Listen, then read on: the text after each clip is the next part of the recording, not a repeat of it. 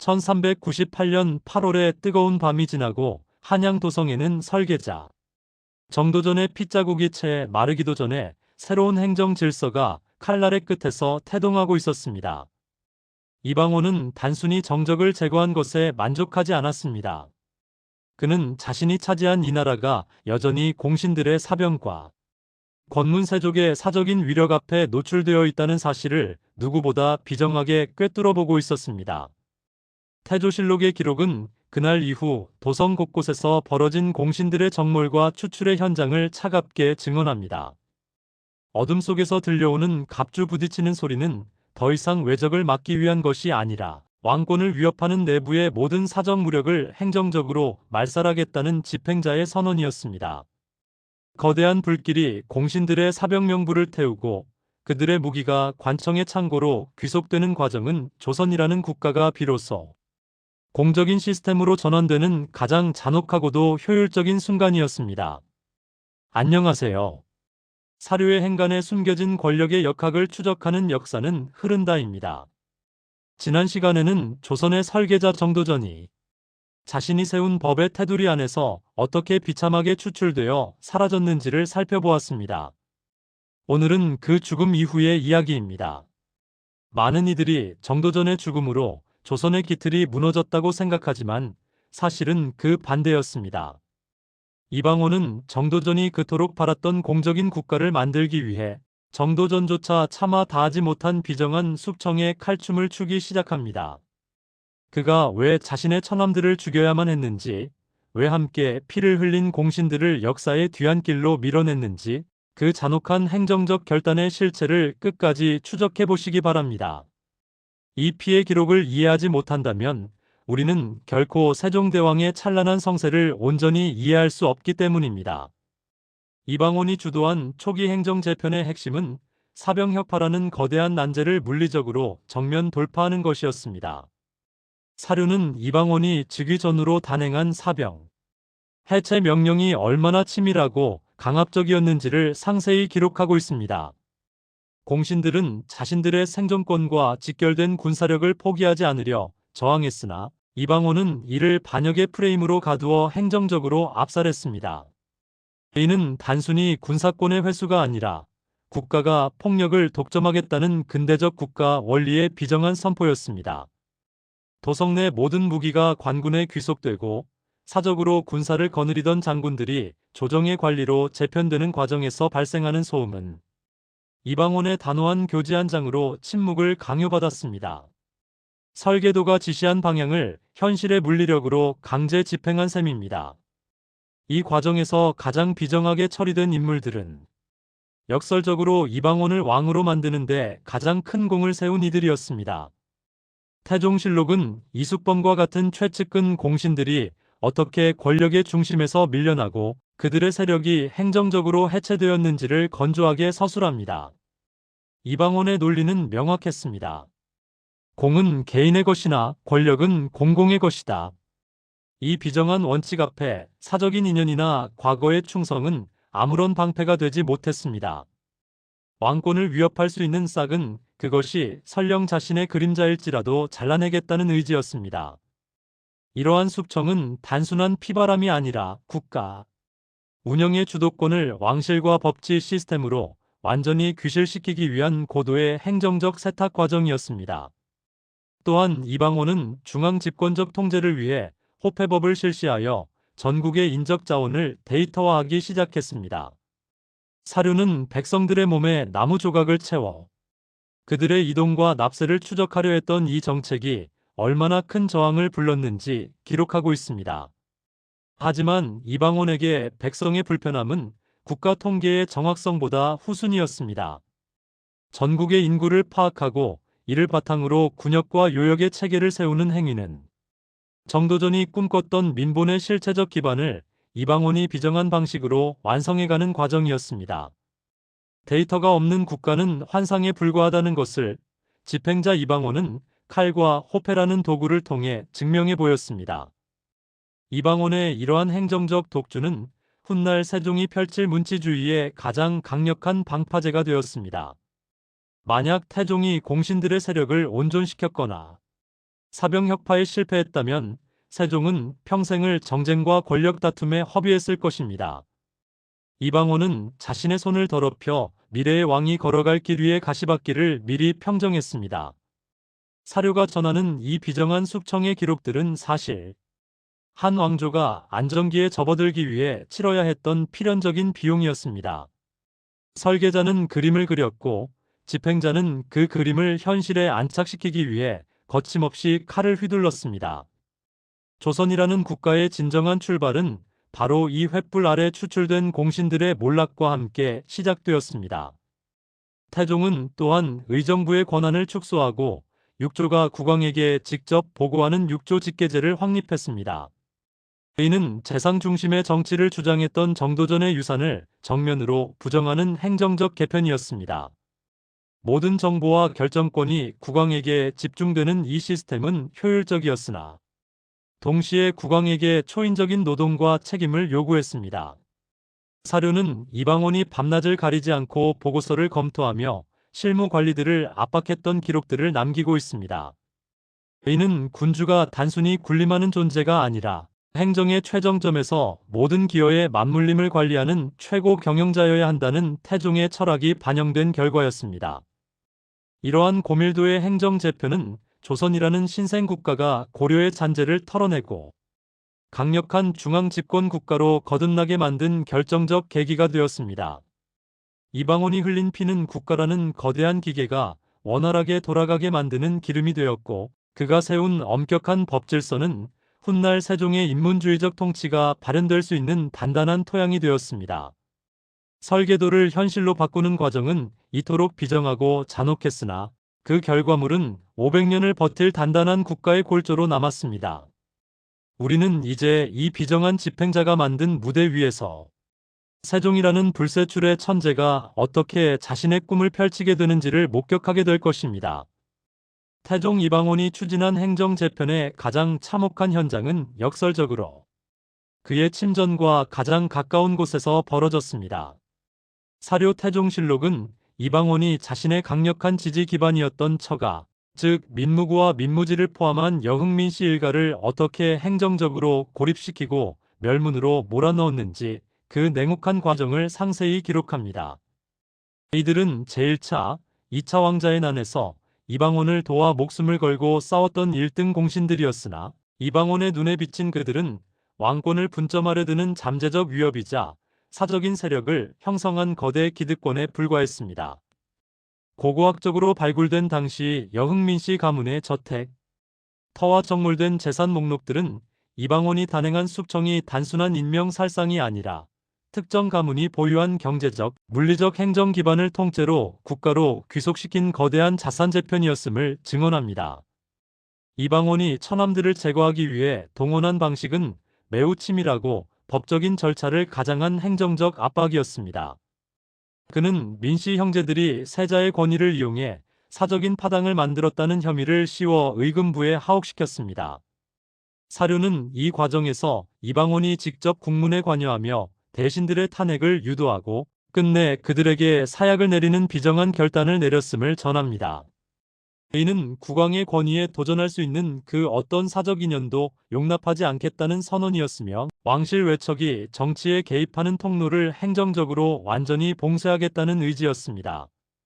이방원에게 가족이라는 인연은 국가라는 시스템의 안정을 위해 언제든 절단해낼 수 있는 소모품에 불과했습니다. 동시에 이방원은 고려시대부터 이어져 온 사적인 무력 집단, 즉 사병제도를 완전히 뿌리 뽑기 위한 행정적 공세를 멈추지 않았습니다. 사료는 1400년경 단행된 사병혁파가 단순히 무기를 압수하는 수준을 넘어 군사 지휘권과 군적 관리권을 중앙정부의 병조와 삼군부로 일원화하는 거대한 조직 개편이었음을 기록합니다. 당시 공신들은 자신들의 수하를 내놓지 않기 위해 교묘하게 인원을 숨기거나 저항했으나 이방원은 사병을 보유한 자를 반역자로 간주하겠다는 엄명을 내리며 이를 물리적으로 제압했습니다. 고고학적으로 조사된 당시 한양 내의 사설 무기고 터와 폐기된 개인 문장들이 새겨진 무구들은 이방원의 집권기에 사적인 무력이 공적인 군사 시스템으로 강제 편입되는 과정에서 발생한 처절한 해체의 흔적들입니다. 사병의 소멸은 조선이 진정한 중앙집권 국가로 나아가는 행정적 분수령이 되었습니다. 이방원은 사병을 혁파하여 확보한 인적 자원을 바탕으로 전국의 군역 대상자를 전수 조사하고 이를 행정 데이터인 군적에 등재했습니다. 사료는 이 조치를 통해 국가가 동원할 수 있는 병력이 비약적으로 증가했으며 이는 곧 국왕의 절대적인 명령권이 지방 구석구석까지 미치게 된 결과였음을 증언합니다. 기득권 세력이 보유했던 무력이라는 핵심 자산이 국가의 통제 아래 놓이게 되면서 고려의 구습이었던 지방 세력의 이탈이나 공신들의 발흥은 사실상 불가능한 구조가 되었습니다. 이방원은 칼로 사람을 베는 것보다 법과 문서로 그들의 힘을 빼앗는 것이 훨씬 더 지속 가능한 통치임을 알고 있었습니다. 이 과정에서 이방원이 보여준 통치 스타일은 철저히 결과 중심적인 행정력이었습니다. 그는 자신의 손에 묻은 피가 훗날 왕조의 안정을 위한 필수적인 걸음이 될 것이라고 확신했습니다. 사료 속에서 이방원은 눈물을 흘리며 처남들의 죽음을 슬퍼하는 척하면서도 실제로는 그들의 잔당을 추적하여 말살하는 비정한 이중성을 보여줍니다. 이는 군주가 가져야 할 고독한 결단과 국가라는 거대 기계를 돌리기 위한 냉혹한 관리자로서의 면모가 결합된 모습이었습니다. 이방원이 구축한 이 비정한 공정은 훗날 그의 아들 세종이 정적 없는 궁궐에서 오로지 학문과 민생에만 전념할 수 있게 만든 가장 잔인하고도 완벽한 선물이었습니다. 기득권 해체의 칼날은 종친들에게도 예외 없이 적용되었습니다. 이방원은 자신의 형제들과 아들들이 사적인 세력을 형성하지 못하도록 끊임없이 감시하고 그들의 행보를 행정적으로 제약했습니다. 사료는 종친들이 정사에 관여하는 것을 금지하고 그들을 명예직으로 밀어낸 이방원의 조치가 조선 초기 종친부의 행정적 기틀이 되었음을 전합니다. 이는 왕실 내부의 권력 다툼이 국가 전체의 혼란으로 번지는 것을 원천 차단하려는 조치였습니다. 이방원은 스스로 피를 묻혀 왕위에 올랐기에 다시는 그런 피바람이 불지 않도록 시스템적으로 권력의 분산을 막아 세웠습니다. 그가 만든 조선은 그렇게 가장 가까운 이들의 희생 위에 세워진 비정한 안정의 제국이었습니다. 우리 마주하는 이방원의 행정은 공공성이라는 명분 아래 자행된 철저한 기득권 파괴의 기록입니다. 외척의 몰락과 사병의 소멸은 조선이라는 국가가 사적인 이익의 집합체가 아닌 국왕을 정점으로 한 일사불란한 행정 유닛으로 기능하게 만들었습니다. 사료가 전하는 이 비정한 기록들은 권력이 어떻게 시스템으로 치환되는지 그리고 그 과정에서 소모되는 인간의 생명이 국가의 역사에서 어떤 무게를 갖는지를 시사합니다. 이방원의 칼끝에서 시작된 기득권 해체는 그렇게 조선 500년의 중앙집권 체제를 지탱하는 단단한 주춧돌이 되었습니다. 이방원은 칼로 기득권의 물리적 기반을 해체하는 동시에 북과 장부를 들어 전국의 인정물적 자원을 국가의 통계 체계 아래 묶어두는 치밀한 행정정지 작업을 단행했습니다. 사료 태종실록은 1413년 전격적으로 실시된 호패법이 단순한 신분증 발급을 넘어 전 국민의 거주지와 노동력을 실시간으로 추적하려 했던 조선 최초의 고도화된 인적 네트워크 장악 시스템이었음을 증언합니다. 16세 이상의 모든 남성이 자신의 이름, 거주지, 신분, 특징을 새긴 호패를 반드시 지니게 함으로써 국가 행정망에서 벗어나 산속이나 사찰, 권문세족의 농장으로 숨어든 유령 인구를 완전히 소멸시키겠다는 의지였습니다. 이는 행정력이 미치지 않는 사각지대를 원천 봉쇄하여 국가가 동원할 수 있는 군역과 요역의 잠재력을 극대화하려는 전략적 포석이었습니다. 당시 백성들은 가혹한 노동과 세금의 굴레에서 벗어나기 위해 호패를 위조하거나 도망치는 등 격렬하게 저항했으나 이방원은 이를 단순히 백성의 고통으로 치환하지 않고 행정적 기강의 문제로 접근했습니다. 사료는 호패를 차지하는 자를 엄벌에 처하고 이를 묵인하거나 도와준 이웃과 관리까지 연좌제로 묶어 문책하는 비정한 행정명령이 전국적으로 하달되었음을 기록합니다. 이는 국가가 개인의 신분과 위치를 끝까지 추적하겠다는 강력한 통치 신호였으며 고려시대의 인적 유동성이 지배하던 느슨한 사회 구조를 조선에 경직되고 정밀한 행정구조로 개조하는 과정이었습니다. 데이터가 없는 국가는 통치가 불가능하다는 것을 집행자 이방원은 나무 조각 하나에 새겨진 백성의 이름을 통해 증명해 보였습니다. 인적자원의 데이터화는 곧바로 국가 재정의 근간인 토지에 대한 대대적인 재조사, 즉 양전 사업으로 이어졌습니다. 사료는 이방원이 재위기간 내내 전국의 토지를 다시 측량하여 숨겨진 결수를 찾아내고 이를 바탕으로 조세부과의 공정성과 효율성을 비약적으로 높였음을 상세히 기록합니다. 이는 과거 권문 세족들이 권력을 이용해 세금을 탈루하던 불법 농장을 국가의 세원으로 완전히 환수하는 경제적 숙청이기도 했습니다. 고고학적으로 발굴된 조선 초기의 양안들은 당시 조사관들이 토지의 비옥도와 생산량을 얼마나 세밀하게 6등급으로 나누어 측정했는지 그 치밀한 행정적 정밀함을 보여줍니다. 이방원은 눈에 보이지 않는 땅의 넓이를 숫자로 치환하여 국왕의 집무실 책상 위에 올려놓음으로써 조선이라는 거대한 기계를 실질적으로 구동할 수 있는 확실한 자금줄을 확보했습니다. 이 과정에서 역참제의 정비는 중앙의 명령이 지방 말단까지 전달되는 속도를 혁명적으로 개선했습니다. 사료는 전국의 주요 간선도로망에 역과점을 조밀하게 설치하고 국왕의 교지가 며칠 안에 한반도의 남단과 북단까지 도달할 수 있도록 속도 중심의 행정 네트워크를 구축했음을 전합니다. 이는 지방관들이 중앙의 감시에서 벗어나 독자적인 세력을 형성하거나 행정적으로 태만해지는 것을 원천 차단하는 기술적 조치였습니다.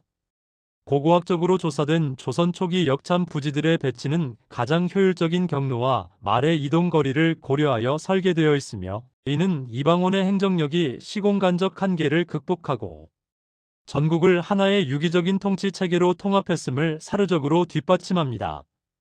국왕의 눈과 귀가 지방의 산골짜기 관청까지 실시간으로 닿게 되면서 설계자 정도전이 이상적으로만 구상했던 중앙 집권의 골격은 이방원의 비정한 집행력을 통해 비로소 근육과 신경계를 갖추게 되었습니다. 이방원은 또한 불교 세력에 대한 대대적인 행정적 정리를 통해 사찰이 독점하고 있던 막대한 경제적 자원을 공적 영역으로 전격 회수했습니다. 사료는 태종이 전국 사찰의 수를 수십 개로 제한하고 수만 명의 노비를 국가로 귀속시키는 업불 정책을 강행하며 승려들을 강제로 환속시킨 과정을 행정적 절차에 따라 기록합니다. 이는 종교적 신념의 충돌이라기보다 국가 행정망 밖에 군림하며 세금을 내지 않던 거대 종교 집단을 해체하여 국가 재정과 노동력을 보충하려는 고도의 통치 행위였습니다. 사찰에서 몰수한 노비들은 군인으로 재편성되거나 국가 공역에 투입되어 한양 도성의 성벽을 쌓고 도로를 정비하는 등 국가 행정 프로젝트의 핵심 동력이 되었습니다. 신비주의와 종교적 권위가 차지했던 공간을 행정적 효율성과 공공성이 지배하는 영역으로 강제 개편한 셈입니다. 이 모든 데이터화와 네트워크 정비는 이방원이 꿈꿨던 예측 가능한 국가를 위한 필수적인 공정이었습니다. 사료 속의 이방원은 행정의 세세한 수치까지 직접 검토하며 실무 관리들을 압박했고 보고서의 오류나 누락을 국가기강을 흔드는 중죄로 다스렸습니다. 관리들은 이방원의 서슬 퍼런 감시 아래에서 자신의 사적인 연고나 이익을 챙기기보다 정해진 매뉴얼과 장부에 따라 업무를 수행하는 근대적 의미의 관료로 변모해 갔습니다. 이방원이 구축한 이 정교한 행정망은 인간의 자율성을 억압하는 거대한 그물망이었으나 동시에 천재지변이나 기근, 외세의 침략 앞에서도 국가 시스템이 마비되지 않고 유기적으로 대응하게 만드는 조선의 가장 강력한 방어 기제가 되었습니다. 백성들은 호패라는 번호표 아래 통제되고 사대부들은 육조직계제라는 수직적 결제 체계에 갇혔지만 이방원은 이를 왕조의 존립을 위한 불가피한 희생이자 공적인 질서의 확립으로 보았습니다. 사료는 이방원이 백성들의 고단함을 인지하면서도 국가의 행정적 토대를 세우는 과업 앞에서는 그 어떤 사적인 감상도 개입시키지 않았음을 기록합니다. 숫자로 파악된 백성과 영토, 그리고 속도로 장악된 전국의 통신망은 이방원이 정도전의 설계도를 찬탈하여 만든 행정제국의 진정한 에너지원이었습니다. 이 정밀하고도 냉혹한 행정적 무대는 이제 다음 세대의 주인공이 그토록 원했던 찬란한 문명의 꽃을 피울 수 있는 가장 비옥한, 그러나 피비린내 나는 기록의 땅이 되었습니다. 태종 이방원이 재위기간 내내 추진했던 강력한 숙청과 행정 제표는 결국 조선이라는 국가를 왕 개인의 소유물이 아닌 공적인 시스템으로 전환하는 필연적인 과정이었습니다.